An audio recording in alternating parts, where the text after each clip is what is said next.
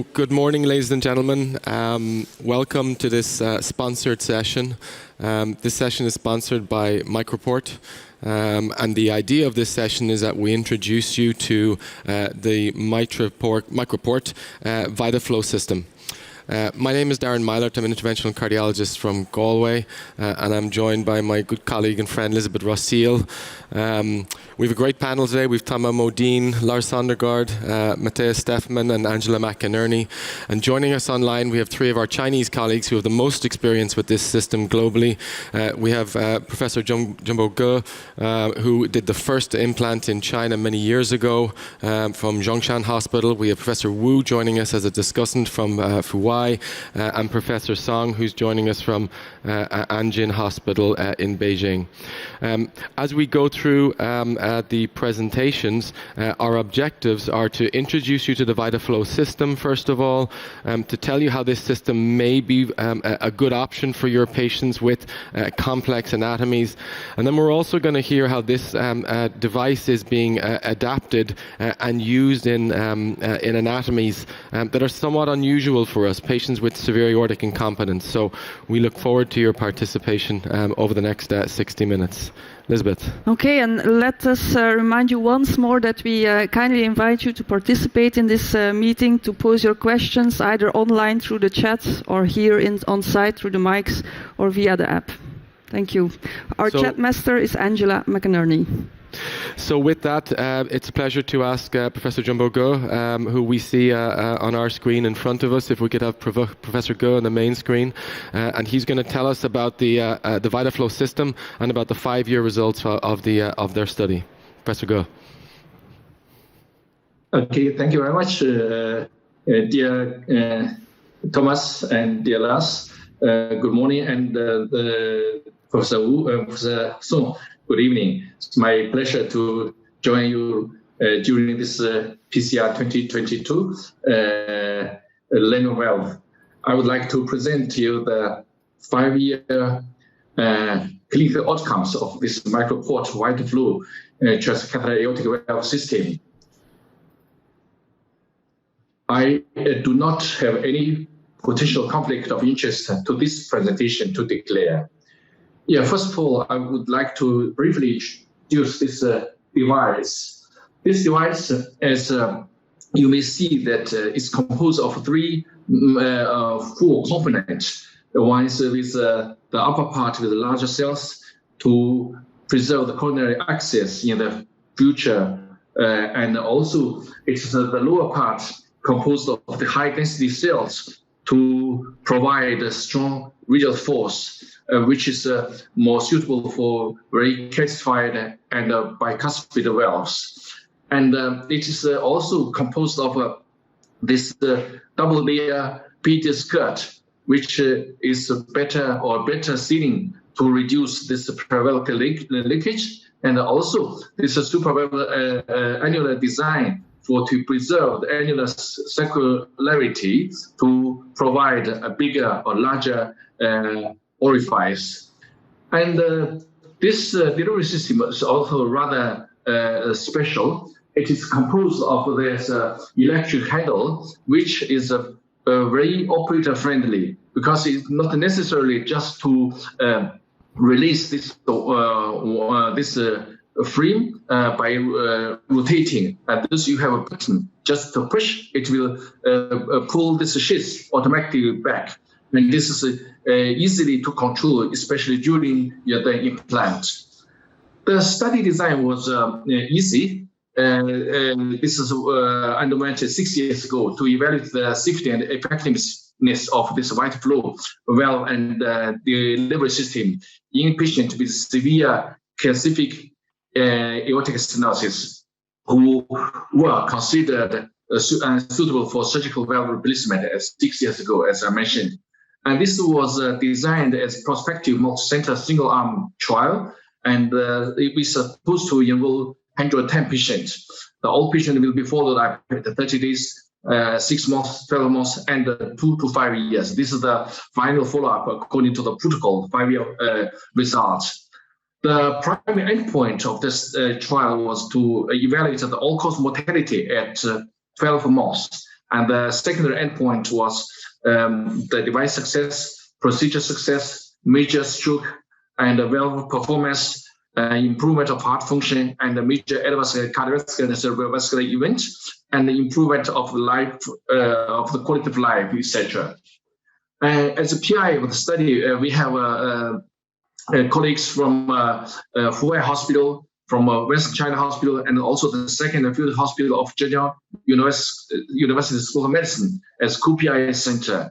And we have altogether enrolled, as I mentioned, 110 patients. And Dr. Nicolo Piazza was the CT to play the core laboratory to analyze all the data. And the patient baseline is actually not different from the other trials.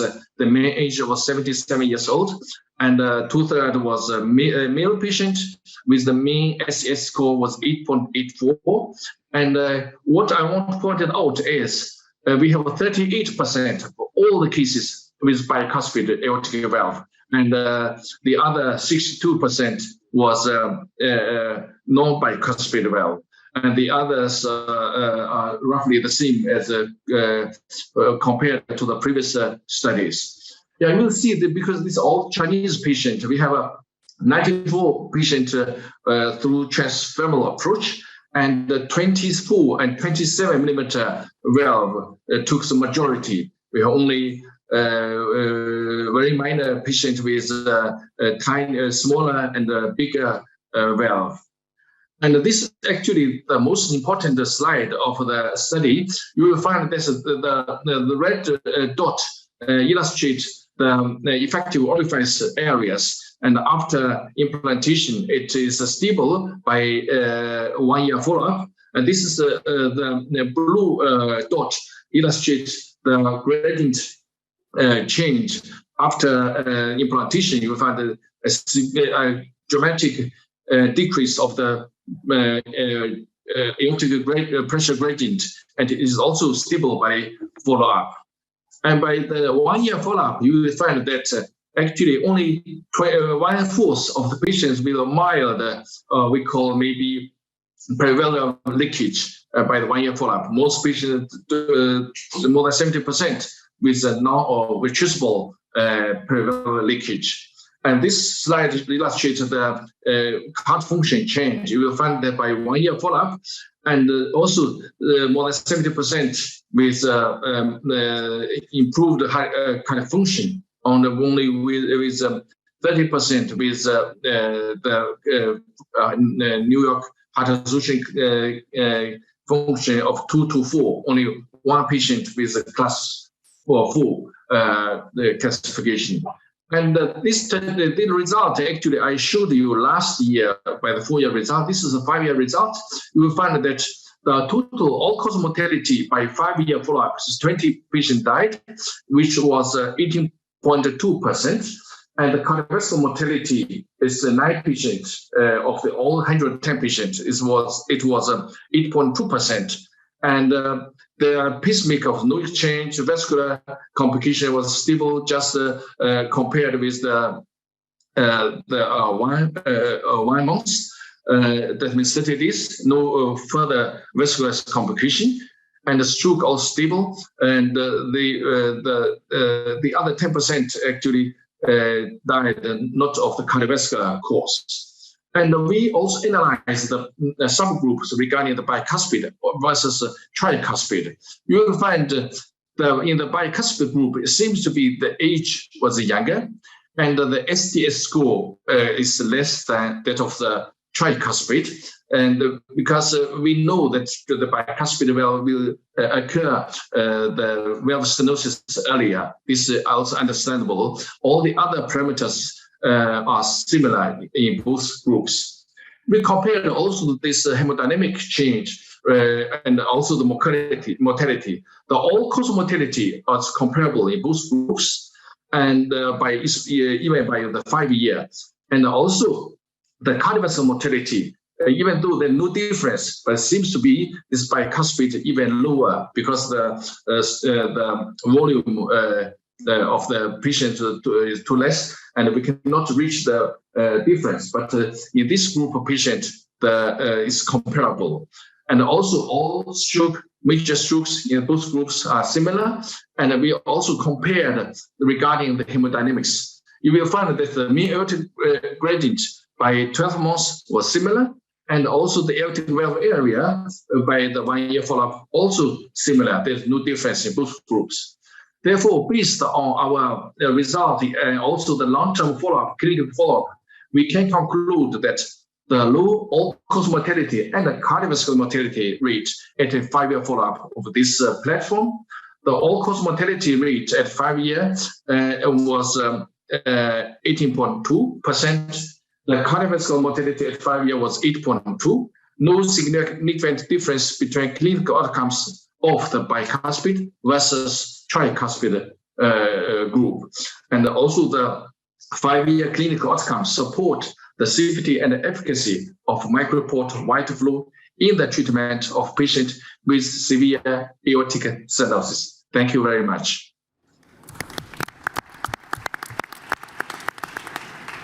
Thank you, Professor Ge, for that important presentation and for setting the ground for our discussion. Can I ask you one further question? Is there a plan to follow up these patients to 8 and 10 years so we can get some durability, some further durability data?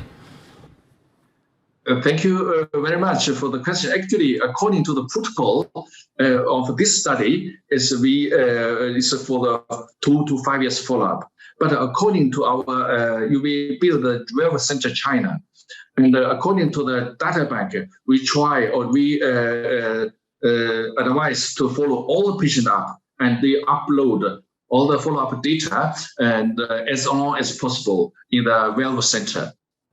Excellent, thank you. Lars, you're a trialist. You have lots of, I suppose, involvement in these types of trials and studies. Do these 5-year data impress you? What are the salient points?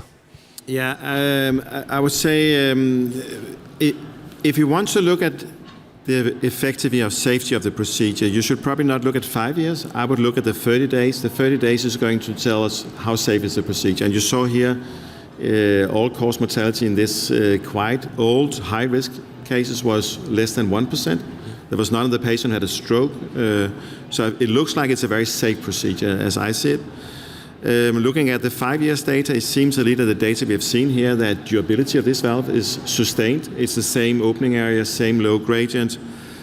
So I think it's encouraging from what we have seen here in a patient cohort at elderly age, 77 years of age, and STS score of 8%, which is pretty high. So quite encouraging data.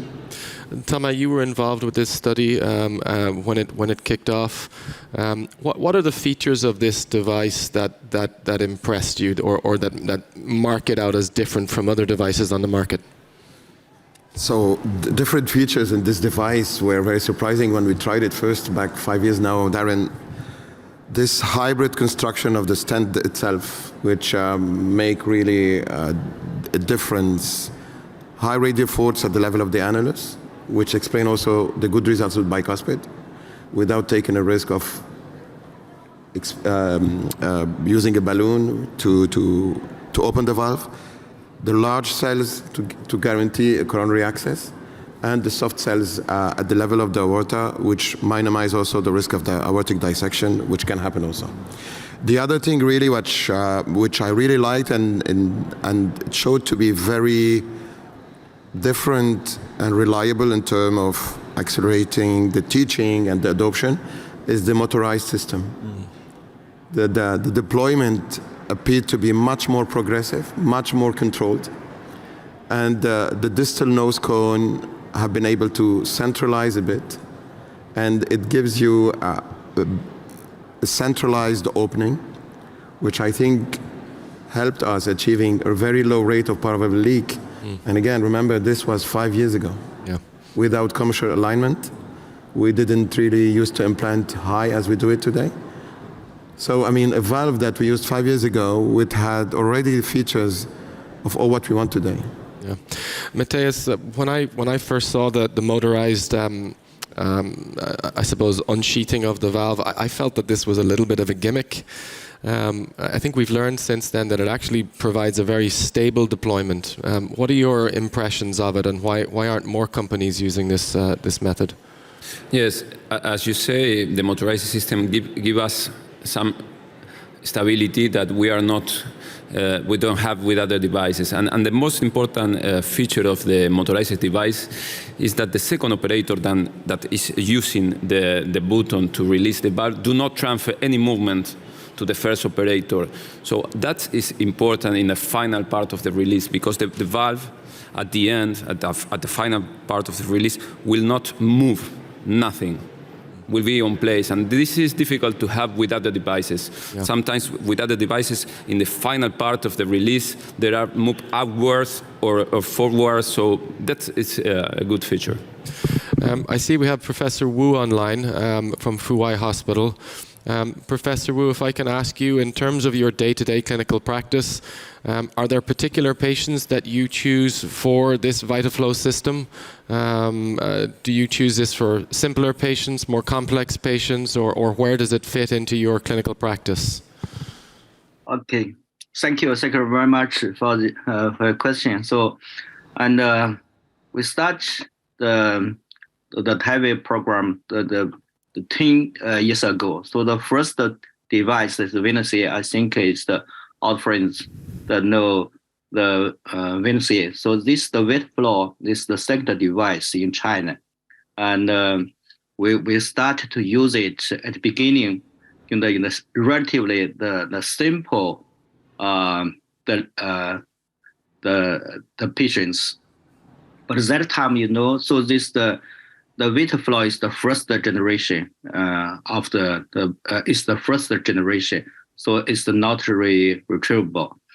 And that time, so we are very carefully to select the patient. So this is the reason why in this trial, the bicuspid account the 1/3, but in the VitaFlow, in VitaFlow trial, the bicuspid account nearly the 50%. So I think it's the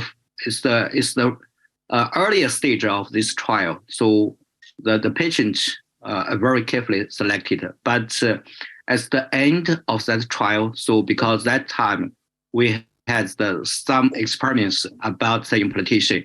So and at the end of this the trial, we can use the VitaFlow for the relatively complex, and now we use in the nearly the 19% of the patient in the daily practice. Thank you. Yeah, I think we need to remember that this data is generated from a first-generation device that was not retrievable, and as you said, Thomas, no commissural alignment, no rapid pacing during deployment. Matthias, one of the things that we've learned in Europe over the last number of years is to maybe get the device a little bit higher to end up with less pacemakers. With the enhanced radial force compared to other devices on the market in Europe, are you seeing in Latin America, are you seeing more pacemakers than you would with other devices, or something similar? No. That's a good point, because in my opinion, and I will show you with the results in our registry, it's not the valve itself, the pacemaker rate. It's the way you implant the valve. We start using VitaFlow using cast overlap. I don't know if 5 years ago the experience was using cast overlap. We start our experience in Latin America using cast overlap, and you are going to see the rate of pacemaker, the pacemaker rate is totally different of this information. Okay. So it's not the valve, it's the way that we implant. Perfect. Lars, you're going to share with us a case. Yeah. So Lars and I were involved in the European CE mark study, which unfortunately got paused due to COVID, but is about to recommence. So we were lucky enough to treat some patients, but it's been a few years, Lars, so... Yeah, that's correct. In Copenhagen, we got an experience with 12 cases with the VitaFlow as part of the CE mark trial, which was stopped, at least paused during the COVID situation. So we haven't done anything since the last 3 years. But we did 12 cases. Of course, it's cases which has been well picked. good cases for study, so we haven't pushed the envelope yet to see how challenging anatomy we can actually treat with this. But we had excellent outcome in all 12 cases. So the case here, this was one of the cases enrolled in the study. Typical patient for TAVI, 74-year-old female, normal body size. She got a history of pulmonary embolism a couple of years before and was on a DOAC. Also have granulomatosis disease. And she was referred due to increasing symptoms. She was now in function class 2, also complained of dizziness during exercise. And the diagnosis during the referral was aortic stenosis. We did an echocardiography confirming this. She had a small opening area of the aortic valve. Annulus is 0.04 square centimeter, high gradient, peak 65 and mean 39 millimeter mercury. Normal LV function, mild left ventricular hypertrophy. There was nothing in her coronary artery disease. She was in sinus rhythm without any conductance abnormality, and her lab findings was unremarkable apart from a moderate impaired renal function. So this was a CT scan done here. You can see it's a medium-sized aortic annulus. Perimeter-derived diameter is 24.7 millimeter, matching what you actually found in the LVOT. No calcium in the LVOT, quite circular aortic annulus. And you can see it's a tricuspid aortic valve. There's certainly some calcification, the wide sinus of valsalva, so doesn't indicate any risk for coronary occlusion here. ST junction also of a good size. And here you can see another view, severely calcified tricuspid aortic valve. You can see this CT scan where you're going up and down through the aortic annulus is also giving you some information about the calcium distribution. So I think this is certainly a challenging anatomy for a TAVI procedure, at least with the risk of PVL. So one thing I didn't show you here is an access vessel. Access vessels was suitable for a transfemoral approach, so that was what was done. So what is recommended here with this valve platform is that you do fluoroscopy to make sure that the valve is loaded correctly, as you've seen from our platform, TAVI platform, and here, in this case, it's not an issue with malfunction. So we did a pre-dilatation here due to the severe calcification. I'm not sure it's needed in all patients with this platform because of the higher opening or expansion force. We choose a balloon which was not too aggressive, 22 millimeter, so a little bit less than the minor axis of the aortic annulus, which was 23 millimeter.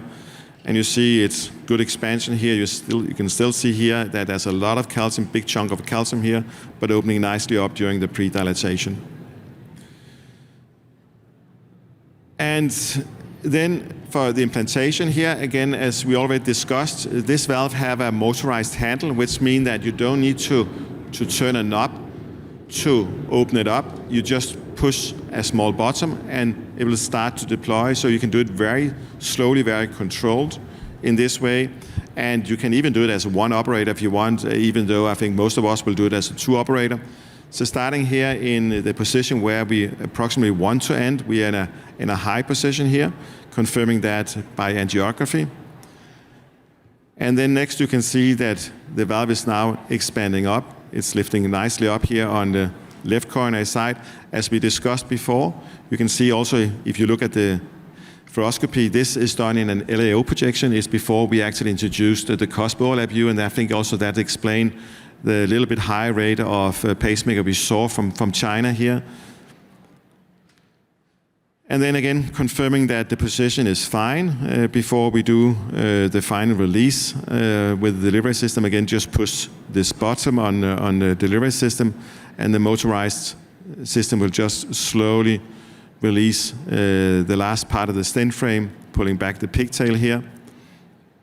And then the valve is fully deployed.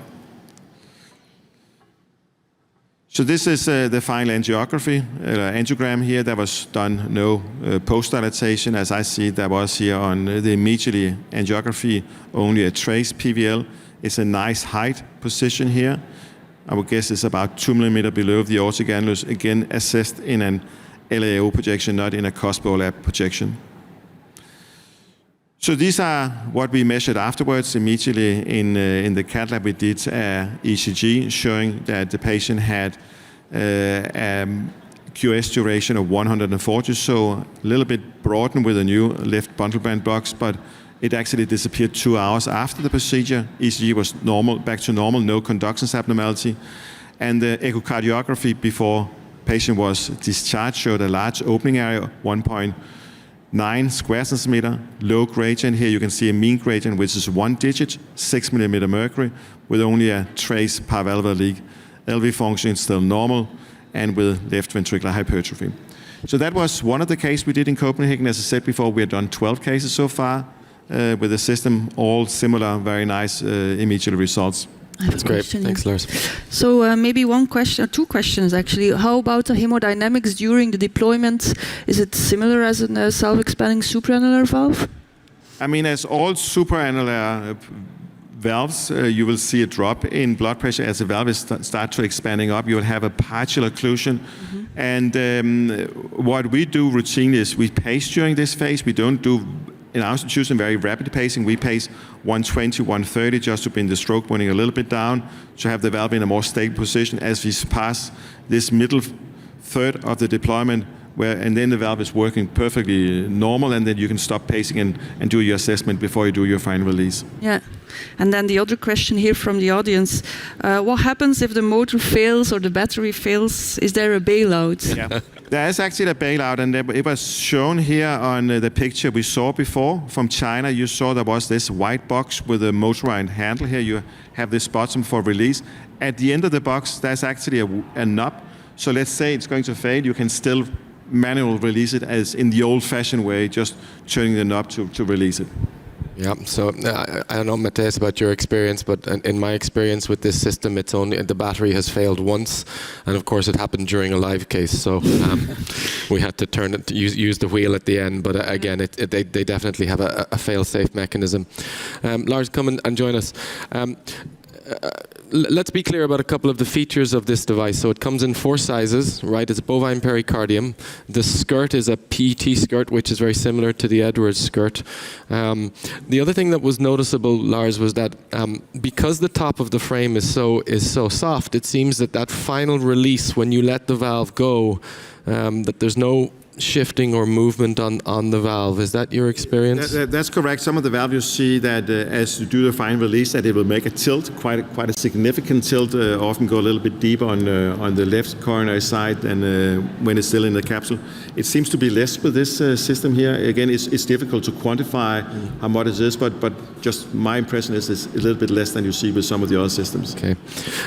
Thomas, maybe important to delve into the bicuspid, tricuspid thing a little bit, because of course we're used to seeing data only in tricuspid patients, but 42% with bicuspid is an impressive amount of information on bicuspids. Would you have expected maybe the short-term safety outcomes to be different in bicuspids compared to tricuspids, because it seems that they're pretty similar here? Yeah, I mean, it's important to recall that this study has been designed to include all comers. So we didn't want to distinguish or eliminate these bicuspid patients. And, like me in China, bicuspid is not the same bicuspid that we see in Europe here. I mean, they are heavily calcified. And when I call heavily calcified, it's really big bunch of calcium, extensive, with spikes sometimes, that are really very, very challenging. I was not expecting this to work as well as it worked, but it definitely shows that a design with a higher radial force, like here, this hybrid approach of the engineering has made the difference. And again, the soft and progressive deployment has made this possible. We have Professor Wu still on the line with us, I see. Professor Wu, can you tell us about what is your strategy in treating these heavily calcified bicuspids? First of all, what do you do in terms of sizing for bicuspids? And when using this platform, how aggressive do you pre-dilate? And can you tell us some of the tips and tricks that you use to get these good results in bicuspid? Okay, thank you. So actually, the VitaFlow and is really different from the other kind of the valves, because it's the different design of the frame. So as you said just now, so when during the releasing, so at the beginning, so the position is stable, but after release totally. So in some cases, the valve automatically dive into the left ventricular. Because only the very short part of the valve in the low part is the higher radial force, but in the upper part, the radial force is not very strong. So, and if I implant in the bicuspid, sometimes in the tricuspid, it's very calcified. So normally I pro-dilate, the Foley pro-dilate. Otherwise, it's the calcified leaflets can crush the valve, the VitaFlow, down to the left ventricular. So this is my first step. And the second step maybe is very important. So, and normally sometimes it depends on the performance of the balloon for pro-dilation. If the balloon, pre-dilation balloon is the waist sign. So sometimes with the downside selection and a little bit the high position. But now we realize that maybe this is not very correct true, because we also should the consider the height of the coronary osteo. And now so we little bit change the idea. So we try to dilate fully and then to select correct the size of the VitaFlow. Thank you. Matthias, of course, the data that we have on this system is from 5 years ago. The CE mark study has been paused because of COVID, but you and your team have accumulated some data from your Latin American experience. Can you maybe share that with us? Yep. Would you mind? And I think that generating more data is extremely important with this system. Of course, we have good data from a small proportion of patients, 110 patients, but clearly we need more information before we would apply this liberally to other populations. So, Matthias. Okay, thank you. I will show this early Latin American experience of VitaFlow. These are my disclosures. We start with VitaFlow in August 2021 with the classic one, and then we switch with VitaFlow Liberty in March 2022. This is what we saw in the first case. No conduction abnormalities, no PVL, no coronary obstruction, and extremely stable device. So far we have done 61 cases. And so we conduct a registry where we include 28 consecutive aortic stenosis patients treated between August 2021 and July 2022. And one important thing that all cases were performed by the same proctoring team. The inclusion criteria was symptomatic aortic stenosis with indication for TAVI. All patients were treated with VitaFlow Classic or the VitaFlow Liberty. And the important thing is that all cases were done under CAS overlap technique. So this is the characteristic of the patients. The mean age was 79. The STS, mean STS score was 5.5. Just to figure it out, the CT Agatston score was more than 1,000. And we did only 2 bicuspid. This is because in Argentina or Latin America, there are not too much bicuspid cases. So the procedural characteristics, we did all cases by transfemoral approach. We use VitaFlow Classic in 46%. This is the non-retrievable one. And we use VitaFlow Liberty in 53% of the patients. The mean valve size that we use was 27. This is compatible with the 29 Evolute. And look the rate of predilatation. We predilate in 93% of the patients, but we post-dilate only 17%. Only in 5 patients we need to post-dilate. And the need of reposition of the valve was 28%. We did only 1 case of valve-in-valve, and we achieved procedural success in 100% of patients. All patients done by CAS overlap technique. These are the short-term outcomes. 30 days. We do not have valve embolization. We do not use more than 1 THV. We have not acute MA, stroke. We have only one major vascular complication with major bleeding that was solved with surgery. And in terms of conduction abnormalities, the rate of new LVB blocks was 60%, and the need of pacemaker implantation was only one patient, 3.5% in these 28 patients. In terms of hemodynamics, the mean gradient was 6.8, and the effective orifice area was more than 2. When we see what happened with the leak, you have a graphic with a lot of randomized trial, and the last one is what happened in our registry. We have only 24% of mild leak and no moderate to severe paravalvular leak.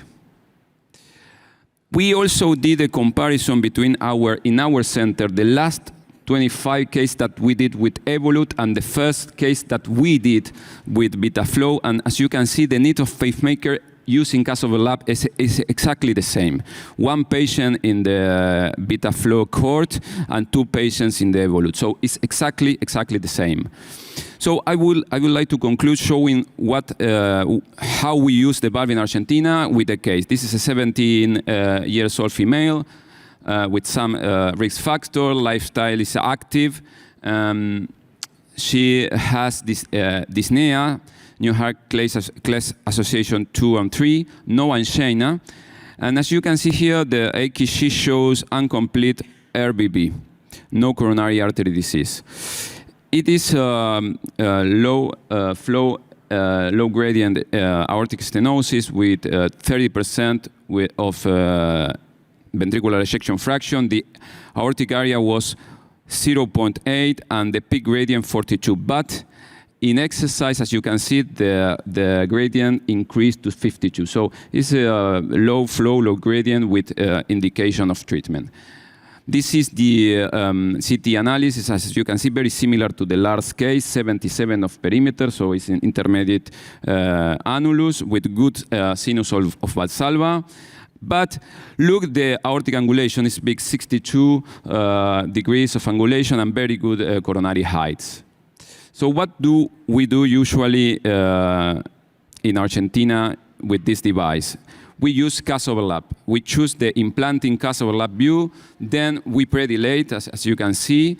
In this case, we did balloon sizing, but it's not necessary. And as you can see here, the implanting TRICAS view, you can see the big angulation that has these patients. So in terms of the delivery of the valve, if you are happy with the position, it's very easy. You have to push this green button.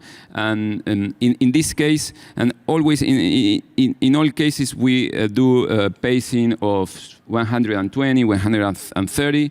And look, it's very easy to deploy and very, very stable.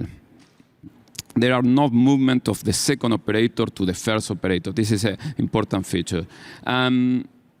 Just to show the result, this is a LAO projection to show if there are contact in the left coronary sinus. As you can see here, there are. So if we are happy, we release the valve. Take out the nose cone of the left ventricle is very easy. And as you can see here, the result was perfect without leak. The valve was relatively high using CAS-overlap. In this case, the outcome, the patient was discharged 24-hour post-procedure without conduction abnormalities. And at 60 days, the patient recovered the ventricular function.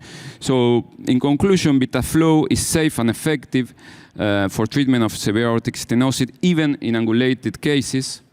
Motorized delivery system helps to be more accurate during the deployment, do not transfer any movements. The hemodynamics are similar with other supraannular and self-expandable devices. And in our experience, using CAS-overlap, we achieve single-digit ppm in all cases. Thank you. Matthias, come over and join us again. There's a question from the audience, but maybe before the audience question, we didn't see the access in that patient. And one of the differences between this system and, for example, Evolut or Portico is the size of the femoral arteries that are required. Tell us about the delivery system, what size it is and what size femorals you require.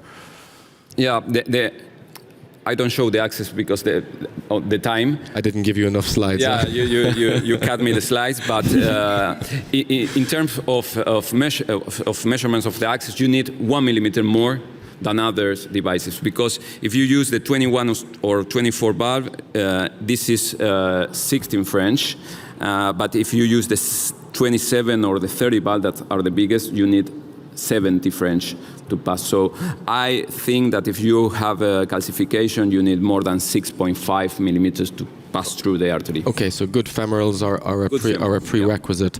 Yeah. And maybe another question regarding the device design. I noticed that you did an aortogram and a balloon inflation and also an injection at the same time. Many of us are used to sizing evolute and not worrying about the coronaries because of the way the valve is designed. This is a straighter design, right? So having a bit of space around the side, having good sinuses, coronary heights, that's important with this device, right? Yeah. Because, as you say, the design is strange. You don't have enough space. If you have to put an eye and be very careful when you measure the aortic sinus. The sinus should be room enough to have the leaflets on site, because there are some cases of coronary occlusion, but in my opinion, it's because there are not room enough. But the design is strange, so. Okay. You have to be careful. You mentioned that you did a certain number of those cases with the classic VitaFlow and then some with VitaFlow Liberté. What are the difference in these two designs? The valve is the same, the right? The valve is the same. The difference is the delivery system. The delivery system is like the old classic core valve. You cannot retrieve. You have one shot, but even is a classic one, and even is not, you don't have the possibility to retrieve or to recapture the valve. The motorized system is very stable. We have not in 28 patients embolizations. We have not to put a second valve, even using the first generation. But the new Liberté system, completely recapturable, the same as Medtronic to 75% and so forth. Okay. Lisbeth, you had a couple of questions for our panel and from the audience. Yeah, do you think it could evolve to a single operator procedure because you only have the button to press as a second operator? No. I don't think it's a single operator valve, because the second operator should press the button and the first operator should make minimum adjustments to be perfect. No, if you want to perfect implantation, you need two operators. It is an interesting concept, though, because again, if you think about complete control in one person's hand, maybe it takes away a little bit that if there are two people involved in deploying the valve, maybe you lose a little bit of sensation between the two. But with this system, the button for deployment is actually at the top of the battery pack, and so if you've got one hand on the tip of the delivery system, one hand on the deployment button, you don't have the wire. Mm-hmm. So you got to make a choice: wire and tip of the delivery system, or not. So you need a third set of hands or a second set of hands for sure. Although maybe in the future it might be something that we look at. Thomas, would that appeal to you? Of course, I'm not talking about a single person doing a TAVI from A to Z, but a single person deployment. Yeah, I mean, this may make the second operator less demanding in terms of experience, for example. Yeah, this is a procedure for which you may do it with maybe some benefits. Fellow or less experienced people. Yeah. So Matthias, maybe I can ask you, because since I used it before COVID-19, so it's 3 years ago. There has happened a lot within TAVI in general. We have tried to optimize the way we implant this valve. You discussed the COSPO lab technique, which clearly have brought the pacemaker rate down, not only for this device, but for almost every devices. Another thing we're discussing is about commercial alignment to achieve easy access to the coronary arteries. Is this something which is possible with the current generation VitaFlow? Yeah, it's a good question. Currently, we don't have any technique to make inside the body, commissural alignment. The engineers are working on the way that they load the valve after the case. So they load downside, and loading the valve as it, you can achieve 65 or 7% of commissural alignment, but it's not patient-to-patient dedicated. But it might be in the future, right? Because you can see the 3 commissural posts very clearly in the same way as you can with Accurate. It's just that you have to deploy a certain amount before they come out, and manipulating at that point in the procedure, it's too late, right? But I think this is one of the features they're working on, just to make it, to turn the valve in order to... Yeah, it's still, like Medtronic, it's still a 2-spine device, so if you turn it a little bit, it flips back, so you need to turn it 90 degrees, but again, we'll see how it emerges. Even though we usually do a coronarography after the TAVI, and we have not problem to engage coronaries with VitaFlow. Okay. Yeah, again, those cells are big, right? Yeah. So it's good. Question from the audience, Lizzie. There's an interesting one there. You mean this one? Huh? Is there any issue with disposing of the device within your center? With the? Within your center, if there is any, I think it's about the battery pack, right? What do you just throw it in the bin, or can you recycle the batteries? Global warming and. Is it eco-friendly?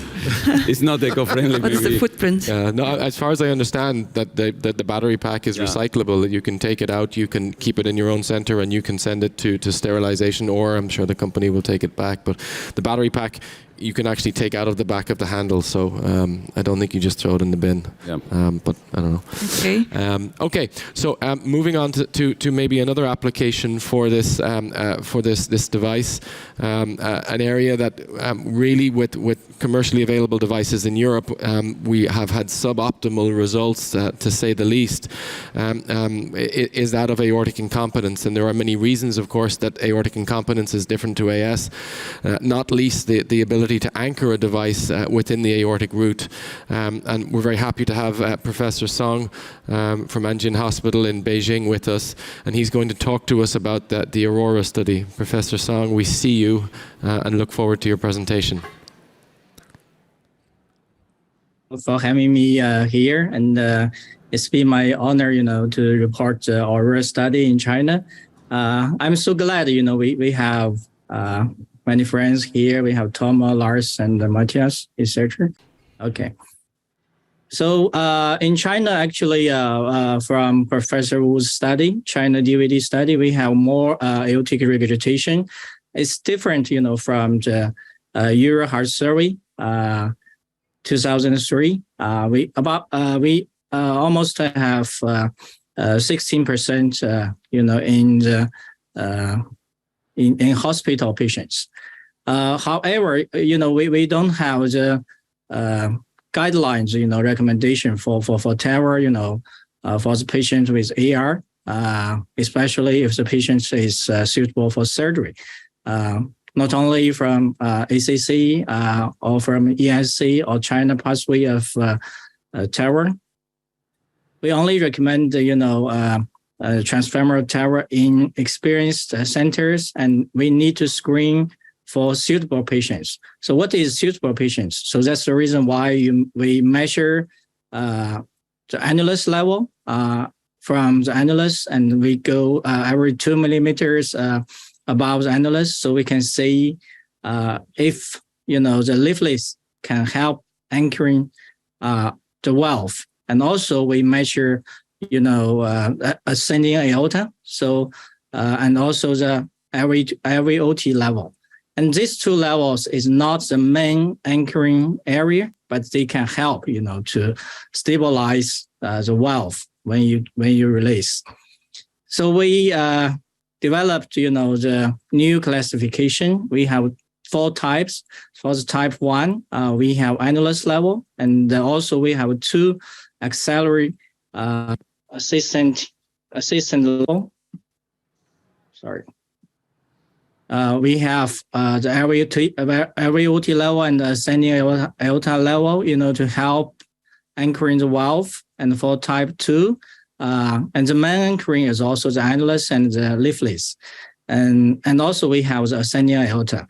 For type 3, we have annulus and LVOT. But for type 4, we don't have any anchoring area in the 3 levels, or we just have the annulus level, I think is not stable. So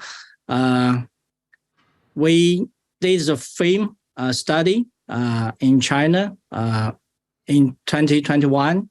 We screened for 81 cases in Fuwai Hospital and in Anjian Hospital. So this study was performed by Professor Wu and me. And finally, we included 32 cases. And we have different types for type 1, type 2, and type 3, almost average. And from the FAME study, we can see the annulus diameter is main diameter is 27, and we have 25% of patients. They have annulus diameter is over 28 millimeters. So I think we have a big sinus and also the big annulus. It's very interesting, we used 2 kinds of self-expanding valves in the FAME study. But you can see we have a tapered shaped frame, and like VitaFlow, we have a tubular shaped frame. So we can see the device successful rate for both valves is different. For the tube-shaped frame, we have 100% device success. So all these valves are the first generation. It's not recapturable system. But unfortunately, we have high rates of pacemaker rates for the FAME study. I think that's because, we use the first generation of self-expanding valve. We don't want, the valve jump to the ascending aorta. So usually we put it a little bit deeper, than the second generation. So that's the reason why we have the depth is a little bit higher, than the nominal depth. For the VitaFlow is about 8 millimeters, and for the tapered shaped frame, we have even deeper implantation. So after the FAME study, we invited 14 centers in China, and Professor Wu is a general consultant, and we have Thomas, Nico, and Hassan to be the international consultants and to do the Aurora study. And until now, because of the bad situation of COVID in China, we only screened 44 patients and include 23 patients. And the mean age is 76 years old, and the STS score is very high. And the mean diameter of annulus in this study is 26, and we only include maybe 13% of patients is more than 28 millimeters of the annulus diameter. I think this is a typical case of the Aurora study. 74 years old male patients. You can see this is a typical anatomy of pure AR in China. So we have big annulus and there's no calcium in the valve. So from the annulus level, the main diameter of the annulus is 28.5, and the aerial OT level is more than 31 millimeters. But fortunately, we have the ascending aorta is only 34 millimeters. So absolutely, this is type 2 for the patients. And also, we can see we measured every 2 millimeters around the annulus, above the annulus. So we can have anchoring area from the leaflets. This is 2 millimeters above is 27.5 and 27.6 in 2 and 4 millimeter, and 6 millimeter is also around 28 millimeters. So we have good. We are confident, to include such a patient, to to the study. And we use a mic anesthesia, and this is same technique as Matthias. So all-in-one. We only use one artery access during the procedure. This is you can see the picture. We can go through from the same sheath. This is a procedure. So you can see there's no calcium, and it's a big sinus. And usually we pace for 180, to help stably release the valve. And when we release 2/3 of the valve, so we can check the position to make sure, we have a good position. And usually we will put it, a very high position to avoid the pacemaker use after the procedure.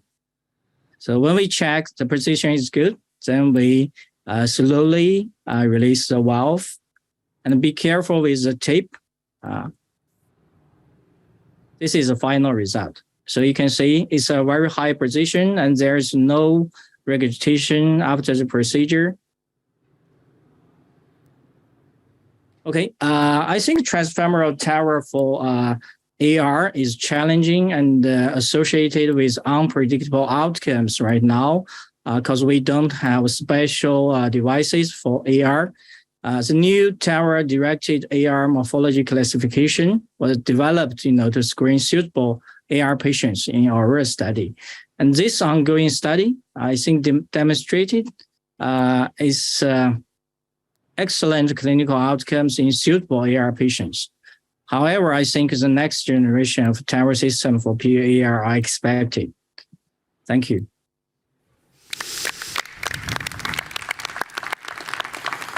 Thank you, Guanyan, for that fantastic presentation. And I've no doubt there are lots of questions, indeed, from our panel.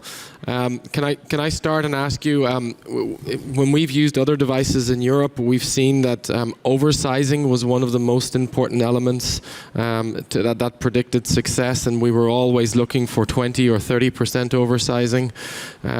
What is the minimal amount of oversizing, be it in the LVOT or the annulus, that you would accept to take a patient on? Yeah, I can show you in this slides here. You can see in the Aurora study for the annulus level and LVOT level and ascending aorta level is, I think we include is 10% oversize is good. Wow, that's impressive. Lars, you guys did some work on this before with Fadi. Yeah, and I think oversizing can be good and can also be bad, depending on the design of the stent frame. If you, like this one, have a cylindric stent frame, I think it can be an advantage to oversize to have a better anchoring in these non-calcified aortic annulus. But if you have a tapered stent frame configuration, it may actually pull the valve towards the LV. So I don't think for all valves it can be recommended to do aggressive oversizing, but I think if you have a cylindric stent frame like this, it may be useful. Thomas, this is important here because there was a matching between this new classification and the device oversizing. Yeah. So they were not using the oversizing for all comers, I would say. Thomas, Guanyan showed us Professor Wu's data from before, suggesting that maybe the prevalence of aortic incompetence in Europe and Asia, and particularly in China, may be different. We just don't see very much AR in Ireland. Do you see much of it, particularly amongst elderly patients that aren't good surgical candidates? I mean, there are few patients that are referred for surgery for a pure aortic regurgitation in the elderly population. And those who have aortic regurg, they have also other disease like aortopathy, which needs ascending aorta surgery. That absolutely, we don't see them much. So I would just say one thing here, Darren. First of all, if you don't offer the therapy, the patient won't come forward. Yeah. So that was the same we saw before TAVI. Patient with aortic stenosis didn't come forward because there was nothing. And we all know we're quite reluctant to take this patient on board for TAVI. Yeah. Matthias, your experience in Argentina, are you treating any aortic incompetence with this device? Not yet. Not yet. I had 2 cases, but I decided to go for another device. Okay. Because the the aorta was big, so angulation, not yet. Okay. Darren, one final word. So this study, I mean, the preliminary data that Song have shown, are based on this new classification, which I think we need to validate a bit more, but it's very interesting. And the other thing is they validated that the outcomes, they compared VitaFlow versus the venous valve, and the outcomes were better. Yeah. And now they are using VitaFlow only on a prospective study. Yep. Enrolling in a large number of centers in China, which has been declared in clinical group, so probably next year we have better data. I mean, certainly very interesting. Again, it was a small sample size in that initial study, and the devices weren't recapturable, so with that, it is challenging to make strong conclusions. So with that, Guanyang, Professor Su, thank you for joining us, and obviously Professor Jumbo Ge, who joined us earlier. I'd like to thank MicroPort for sponsoring this session. Angela, Matthias, Lizzie, Lars, and Thomas, thanks for joining me here, and thank all of you for spending the time with us, and wish you an enjoyable rest of your day. Thanks, everybody.